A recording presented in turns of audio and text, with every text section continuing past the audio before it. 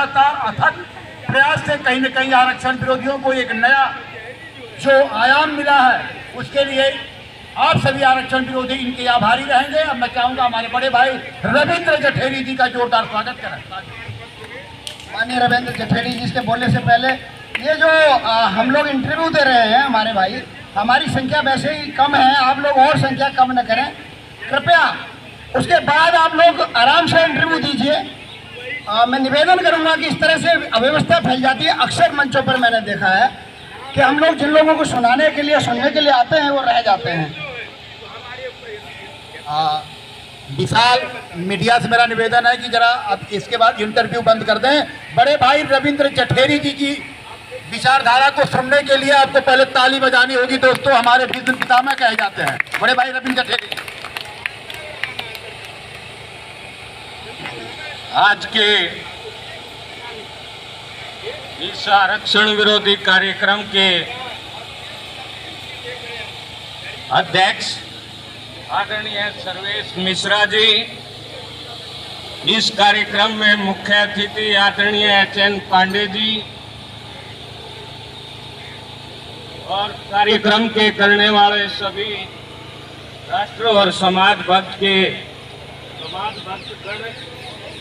मंच संचालक आदरणीय दीनानाथ जी और आज के इस कार्यक्रम के मुख्य वक्ता आदरणीय साथी अवधेश मिश्रा जी, त्रिभुवन शर्मा जी, अरुणेश मिश्रा जी, सुरेंद्र मालखेड़ी जी, यूएस राणा जी, यूएस लिख रखा है, अरविंद उपाध्याय जी, बैठे, हरिमर्दन सिंह जी, प्रवीण अरोड़ा जी। सम्मानित साथियों, मुझे एक बात तो समझ में आती है, चाहे आप इसमें किसी भी राजनीतिक विचारधारा से हैं,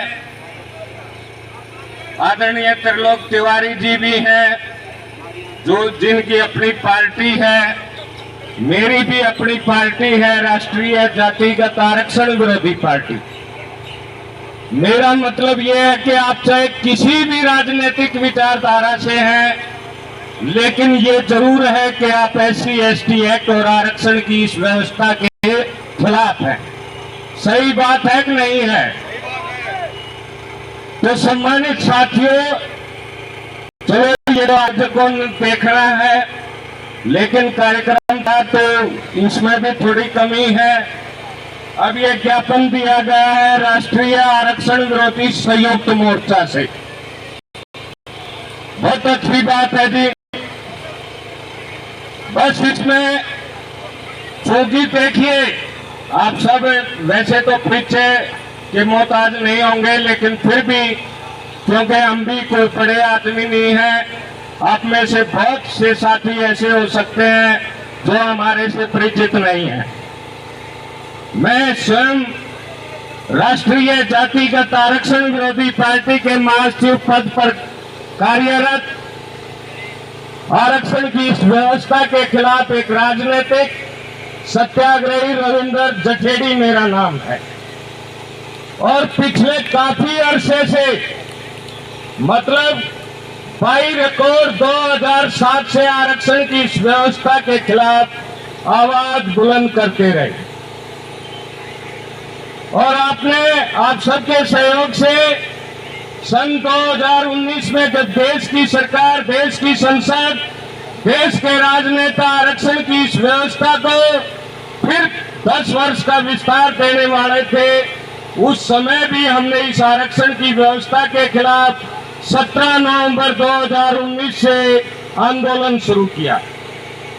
और मुझे अच्छी तरह याद है कि आज जो हमारे सम्मानित आयोजक हैं, यही सम्मानित आयोजक, इनमें से बहुत से साथी 9 नवंबर 2019 को भी उन्होंने कार्यक्रम आयोजित किया था यहाँ, ऐसे ही जैसे आज का कार्यक्रम है। 17 नवंबर से हमारा अनशन था जो पहले से घोषित था।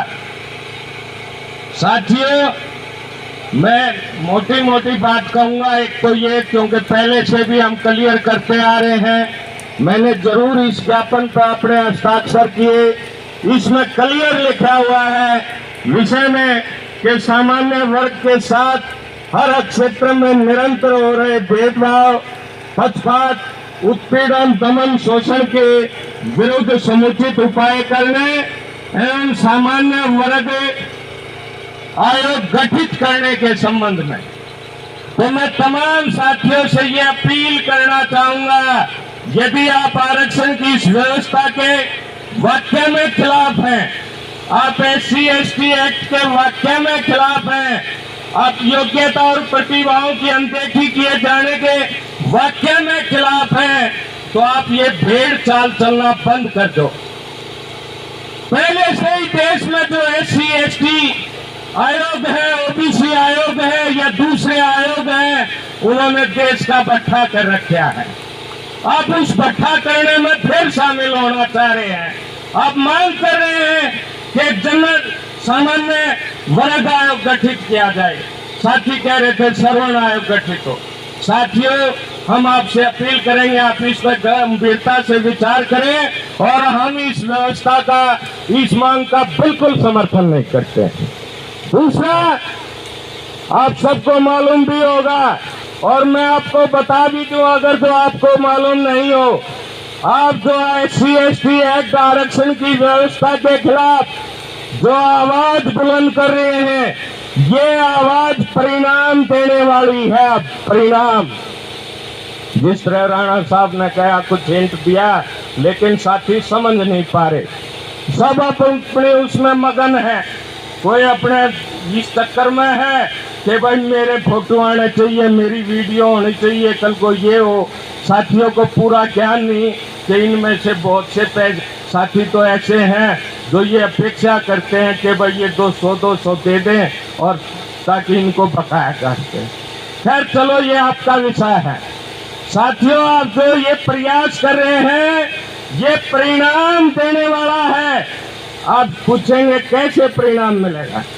इसलिए परिणाम मिलेगा कि इस व्यवस्था के खिलाफ राष्ट्रीय जातिगत आरक्षण विरोधी पार्टी के कार्यकर्ता आगामी 2 अक्टूबर 2023 से इसी पवित्र धरती पर संसद भवन के बाहर अपनी मांगों को लेकर के, SC/ST एक्ट को खत्म करने की मांग को लेकर के SC/ST, OBC और EWS आदि के नाम से जो जाति धर्म लिंग आधारित आरक्षण की व्यवस्था है, उसको खत्म करने की मांग को लेकर के, योग्यता और प्रतिभाओं की अनदेखी बंद करने की मांग को लेकर के।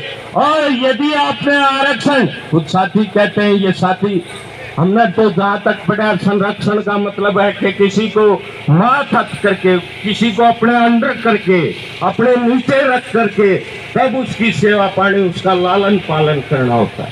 खैर, हमें आरक्षण या संरक्षण में कोई भी अंतर विरोध नहीं, आप उसको आरक्षण कहो या संरक्षण, लेकिन हमने देश की सरकार को बोल रखा है, यदि आप आरक्षण या संरक्षण के रूप में किसी को कुछ देना चाहो तो देश के हर गरीब व्यक्ति को, हर आजीविका विहीन व्यक्ति को, परिवार को केवल और केवल आर्थिक मदद आरक्षण सुविधा के लाभ में सुनिश्चित करे सरकार। जहां योग्यता और प्रतिभा की बात आती है, कहीं किसी तरह का कोई आरक्षण बिल्कुल मंजूर नहीं। इन मांगों को लेकर के 2 अक्टूबर 2023 से इसी पवित्र धरती पर संसद भवन के बाहर आमरण अनशन शुरू करके निर्णायक सत्याग्रह आंदोलन का आगाज करेंगे। और साथियों, यदि आप वास्तव में आरक्षण विरोधी हैं, वास्तव में जो हमने कहा अपनी मांग क्लियर कर दी है, बहुत से साथी कहते हैं, हम बहुत दिनों से सुनते आ रहे हैं कि आरक्षण आर्थिक आधार पर हो। नहीं, आर्थिक रूप से जो गरीब है उनको केवल आर्थिक मदद मिले। ये नहीं कि गरीब हो गया तो आप उसको डॉक्टर बना दें, आप उसको इंजीनियर बना दें, उसमें काबिलियत नहीं, फिर भी उसको आप इंजीनियर ना, बिल्कुल नहीं। इसलिए हमारी स्पष्ट नीति है, आरक्षण के रूप में या संरक्षण के रूप में देश में अगर जो अभी कुछ चलेगा हमारे जिंदगी, क्योंकि ज्यादा समय नहीं चल सकते। 2 अक्टूबर से आमरण अनशन शुरू होगा। कितने दिन चलेंगे? 2 महीना, 3 महीना, 3 महीने तक तो मैं आराम से काटूंगा। लेकिन हम 2024 में जिंदा रहे तो निश्चित तौर पर साथियों आरक्षण की व्यवस्था से मुक्त, समृद्ध, खुशहाल, अखंड और विकसित भारत का निर्माण होगा, इसमें कोई दो राय नहीं। और जो साथी चुनाव की बात करते हैं, हम भी राजनीतिक पार्टी हैं, आज तक अपनी वोट संचित करते रहे। इन राजनेताओं को, आरक्षण समर्थक पार्टियों को अपनी वोट हमने 2009 से देना बंद कर दिया था। 9, 14, 19 और अब ये आएगा 24। हमने अपनी वोट अपनी क्षमता अनुसार संचित करी है, जितना हमारे अंदर सामर्थ्य था, और वो संचित करते हुए ही हम आगे फिर निर्णायक आंदोलन की ओर बढ़ रहे हैं। तो मेरी तमाम साथियों से अपील है कि आप बिल्कुल हताश ना हो, निराश ना हो, और आगामी 2 अक्टूबर आप गंभीरता से विचार करके अपने साथियों से भी, मंचस्थ साथियों से भी, जो पुराने आरक्षण विरोधी वीर साथी हैं, उनसे भी पुरजोर अपील है कि आप गहराई के साथ विचार करें और राष्ट्रीय जातिगत आरक्षण विरोधी पार्टी के विस्तृत राजनीतिक, सामाजिक और निर्णायक सत्याग्रह आंदोलन में अपनी भागीदारी करके इस आंदोलन की सफलता सुनिश्चित करें। साथियों, ये आप सबसे अपील है मेरी आज इस मंच के माध्यम से, और इस मंच के माध्यम से ही मेरी देश की तमाम सम्मानित जनता से, चाहे वो देश के किसी भी क्षेत्र में है, उनसे अपील है कि आप देश की एकता को, देश की अखंडता को, देश की संप्रभुता को बनाए रखने के लिए 2 अक्टूबर 2023 से अपना कीमती समय देश हित में और जनहित में आरक्षण की व्यवस्था के खिलाफ आंदोलन में दें। बहुत बड़ा योगदान सिद्ध होगा आप सबका। तो साथियों, आपका बहुत बहुत धन्यवाद।